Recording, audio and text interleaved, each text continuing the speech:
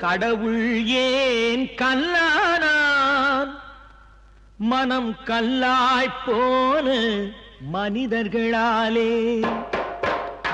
கடவுள் ஏன் கல்லானான் மனம் கல்லாய்ப்போன மனிதர்களாலே கடவுள் ஏன் கல்லானான் மனம் கல்லாய்ப்போன மனிதர்களாலே